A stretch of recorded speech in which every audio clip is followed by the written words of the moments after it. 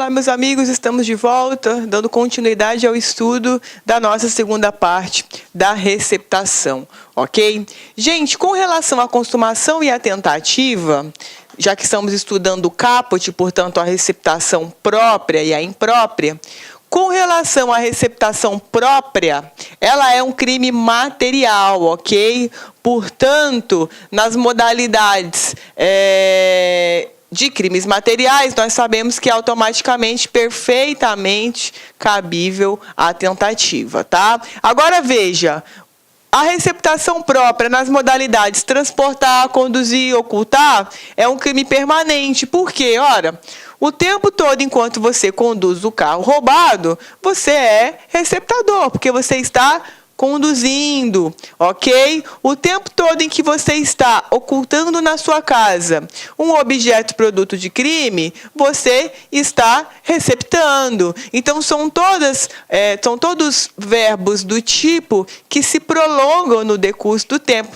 Por isso que nós dizemos que se tratam de modalidades de crimes permanentes, tá? Então, o tempo todo em que você for surpreendido numa dessas três modalidades, você será surpreendido, conduzido coercitivamente até a delegacia e lá será lavrado o auto de prisão em flagrante. Por quê? Ora, porque nos crimes permanentes o agente ele é encontrado no momento em que ele pratica ou está praticando o verbo do tipo, que é justamente o caso dessas três modalidades. Agora veja, na receptação imprópria, a consumação se dá no momento em que há a influência para que o terceiro de boa fé adquira. Portanto, aqui o crime ele é formal.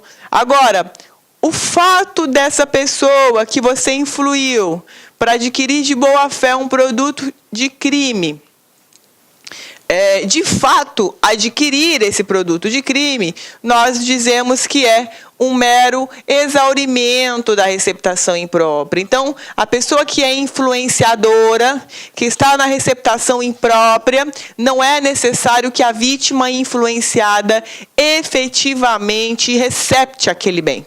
Diferente, né, da receptação própria, em que nós estamos diante de um crime material. Perfeito, gente? E aí, veja, no começo da aula, na parte 1, nós estudamos o seguinte: o tempo todo eu mencionei comerciante no camelô, que está vendendo coisa, produto de crime, e eu não disse a vocês em nenhum momento sob qual pena, sob qual crime esse comerciante, dono do camelô, que está vendendo esse celular roubado, ele estaria em curso, ele estaria sendo responsabilizado. Ora, quando o dono do camelô, ele está revendendo esse produto de crime, veja, ele está expondo à venda em proveito próprio, produto que ele sabe ser oriundo de atividade criminosa. Então, o dono do camelô, quando ele vende, quando ele expõe à venda, ele vai responder pelas penas do crime na modalidade qualificada. Então, veja, adquirir, receber, transportar, conduzir, ocultar, ter em depósito, desmontar, montar, remontar, vender, expor à venda ou de qualquer forma utilizar em proveito próprio ou alheio no exercício de atividade comercial ou industrial, coisa que deve saber ser produto de crime, pena reclusão de 3 a 8 anos e multa. Então, veja que a pena cominada, o preceito secundário cominado é exatamente maior do que aquele que é trazido no caput da receptação própria e da receptação imprópria, ok? Ora, aqui nós estamos diante, inclusive, de um crime próprio, na medida em que não é qualquer pessoa quem efetivamente pode praticar essa receptação qualificada. Somente aquelas pessoas que, de certo modo, exercem uma atividade de comercialização, ok? Então, veja que aqui nós precisamos trabalhar com essa característica especial. Agora veja, gente, professora, mas suponhamos que é uma pessoa que tem uma casa, que tem lá na sua casa vários aparelhos celulares roubados que estão sendo vendidos. Ela não é uma empresária regularizada, não é registrada. Veja, ainda que seja uma atividade econômica irregular, essa pessoa será responsabilizada pela receptação qualificada. Então, esse, inclusive, é o teor do parágrafo 2º. Veja, equipara-se à atividade comercial, para efeito do parágrafo anterior, qualquer forma de comércio irregular ou clandestino, inclusive aquele que é exercido em residência. Perfeito? Então, veja, também não basta que um dia a pessoa na casa dela esteja expondo à venda um celular roubado. Nesse caso, é necessário que nós tenhamos uma habitualidade nessa comercialização clandestina. Ora, e professora, vocês poderão se perguntar, tá, mas então, e quem tem lá na sua casa esse celular que ela vai passar para frente? Ora, se a pessoa tem o celular roubado em casa e vai vender para outra pessoa, essa que tem o celular roubado, ela adquiriu, perfeito? Então, ela está na receptação própria, ok? Ela só se torna, depois, num segundo momento, receptadora qualificada quando ela expõe à venda com habitualidade, ainda que de forma eventual, perfeito?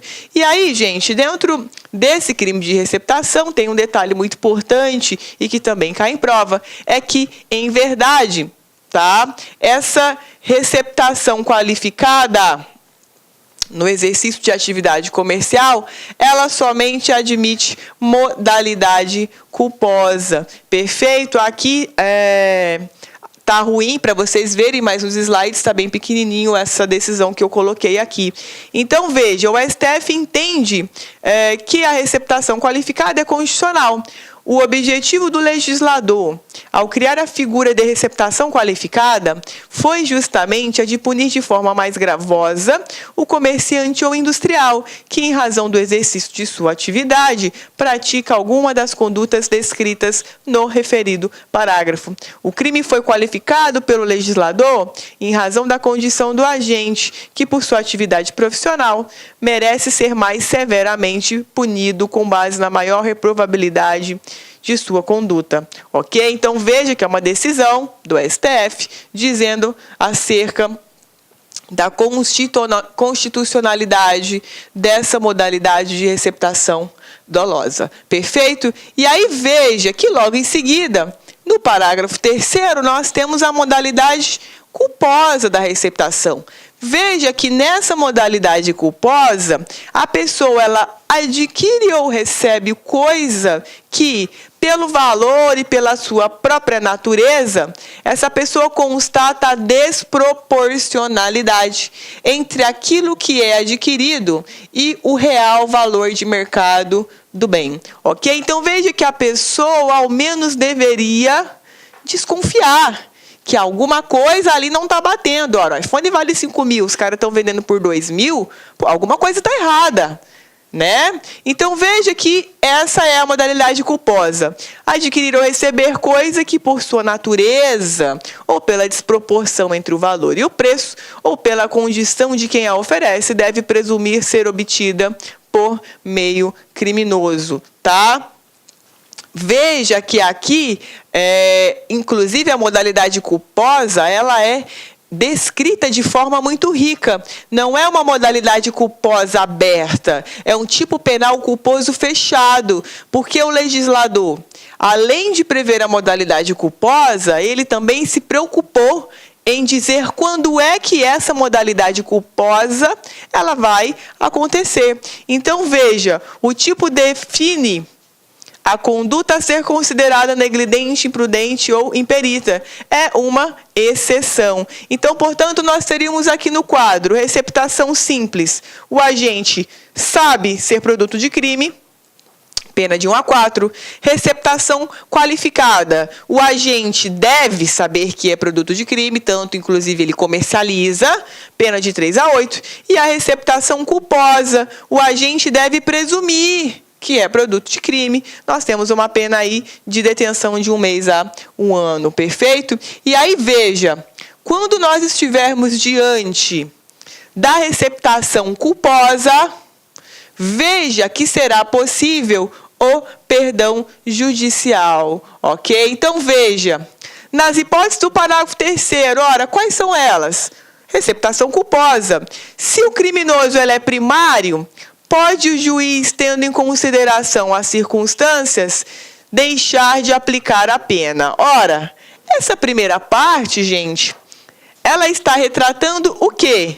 Perdão judicial. Sempre que tiver na descrição do tipo penal assim, o juiz poderá deixar de aplicar a pena. Ora, isso significa perdão judicial, que é uma causa de extinção da punibilidade. Perfeito. Agora, olha a segunda metade. Na receptação dolosa, aplica-se o disposto no parágrafo 2º do 155, que são as hipóteses de furto privilegiado. Quais são os requisitos lá do 155 que a gente já estudou? Primariedade e pequeno valor a coisa. Então, se houve uma receptação dolosa e a pessoa ela é primária e a coisa é de pequeno valor, leia-se geralmente até um salário mínimo, o juiz ele pode, aplicar uma hipótese de substituição de pena. Perfeito? Então, veja que essa parte final aqui, do parágrafo 5º, ela é chamada de receptação privilegiada. Receptação privilegiada, porque afinal de contas, é exatamente o mesmo privilégio que nós estudamos lá no artigo 155, parágrafo 2º. Perfeito? E aí veja que também, da mesma forma, eu trouxe para vocês aqui esse quadrinho que é mega didático, muito bom, que fala justamente sobre a receptação culposa e a dolosa. Portanto, veja, se ela é culposa, perdão judicial. Requisito: primariedade, circunstâncias favoráveis. Pouco importa o valor do bem. Quando a receptação é culposa, a pessoa adquiriu sem presumir que aquilo estava errado. Nesse caso, pouco importa o valor desse bem, ela poderá ser perdoada. Perdão judicial, quem concede, portanto, é o magistrado. Perfeito.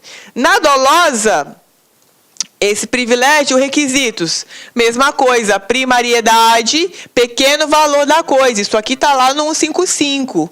Veja, também cabe esse privilégio na receptação qualificada. Claro, isso não vai interferir. Se a pessoa no exercício de atividade comercial, ela é primária, e esse bem de pequeno valor, ela pode sim ser amparada pela diminuição de pena, pelo privilégio. Agora veja aqui, pessoal. É difícil uma pessoa, numa receptação qualificada, praticar isso só uma vez, né? Então, na prática, a rigor, é muito difícil você ter uma receptação qualificada e privilegiada, mas a maioria entende que é perfeitamente cabível. E aí, veja, como funciona aqui? Substituição de pena ou redução de pena, por isso o nome privilegiado. Exatamente da forma como é tratado aqui, no crime de furto, no artigo 155. Tudo bem, gente? E aí, veja, para fechar e não menos importante, a gente tem aqui, no parágrafo 6º, tá? Uma discussão que para a sua prova de primeira fase não vai fazer muita importância. Basta que você memorize da forma como está escrito aqui no parágrafo 6º. Então, veja, quando a receptação for de bens e instalações do patrimônio da União, Estado, município, empresa concessionária de serviço público ou sociedade de economia mista, a pena prevista deste artigo aplica-se em dobro. Então, lembra daquele exemplo que eu dei em que o servidor público, ele furtou o notebook do órgão e eu fui lá, do órgão, aí ficou estranho isso, né? Do órgão público, né, gente? A pessoa já está com a mente poluída. Subtraiu um notebook do órgão público no qual ele trabalha e eu fui lá e comprei esse notebook dele. Veja, nesse caso, eu irei incidir também nas penas do parágrafo 6º. Vamos supor que é um órgão estadual.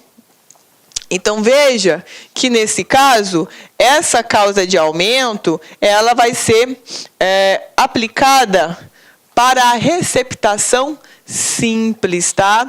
E aí, veja, essa discussão aqui, se é causa de aumento ou qualificadora, isso justamente porque diz que a pena ela é duplicada, tem prevalecido nas discussões de doutrina que se aplicaria na terceira fase.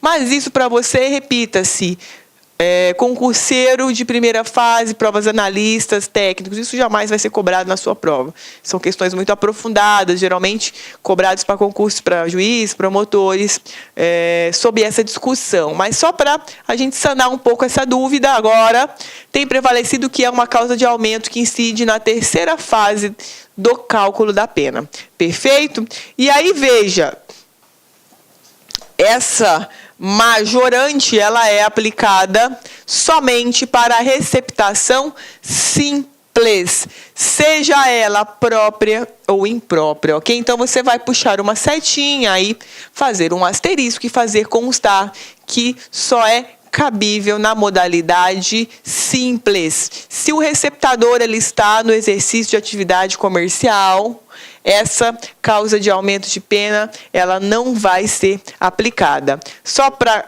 gente fazer constar essa informação, causa de aumento de pena é sinônimo de majorante. Perfeito? Então, quando diz majora, isso aí é uma nomenclatura que a parte geral trabalha lá na dosimetria da pena. E quando é causa de aumento de pena, é uma nomenclatura trabalhada já na parte especial do Código Penal. Então, não tem nenhuma diferença prática entre um e outro. Simplesmente a terminologia ela foi modificada na parte especial, mas tratam da mesma coisa. Então, o juiz ele vai ter que observar esse parágrafo 6º na terceira fase, no momento da aplicação da pena, no momento do cálculo da pena. Perfeito? E aí, meu querido, você que me acompanha, que enjoa da minha cara, mas que não desiste do estudo, a gente ainda falta falar dentro do contexto dos crimes contra o patrimônio das escusas absolutórias, tá? Nós aqui na LAC priorizamos aqueles principais artigos. A gente tem alguns crimes que estão esparsos dentro desse universo de crimes contra o patrimônio, exemplo, fraude no comércio, mas que são todas variáveis das matrizes, fraude no comércio, duplicata, isso daí são variáveis, por exemplo, do estelionato. Então, como você já aprendeu a matriz que é o estelionato, esses outros crimes dificilmente vão ser cobrados na sua prova. Então, como nós aqui estamos pautando por uma dinâmica nas aulas e aquilo que realmente vai ser importante para você, a gente vai priorizar esses crimes que cobram, que são mais cobrados nas provas. Tudo bem, gente? Então, vai ficar faltando a gente falar na próxima aula sobre essas escusas, a gente vai matar todo o tema de crimes contra o patrimônio e pode ter certeza que você vai estar pronto para detonar se essa matéria for cobrada na sua prova. Fiquem com Deus, espero que tenham gostado, a gente se vê por aqui. Olá, meus amigos, minhas amigas, sou o professor Luiz Antônio Carvalho, com muito prazer, muita satisfação. Estou aqui para apresentar mais uma isolada da professora Laila, a nossa querida professora Laila, especialista em direito penal, processo penal, e ela gravou com a gente um módulo bem específico, que são os crimes contra o patrimônio, né? crimes contra o patrimônio, roubo, furto, né, extorsão e assim por diante. Ela bate crime a crime nas suas videoaulas, de crime a crime nesse curso, nessa isolada professora Laila, acesso durante 30 dias aí, e investimento aí, você tem um investimento aí de R$20 aí, e você poderá assistir quantas vezes quiser e na hora que desejar. Bacana, meus amigos, então, espero vocês aqui na Lá Concursos. Um forte abraço, fique com Deus, tchau, tchau. Clique lá.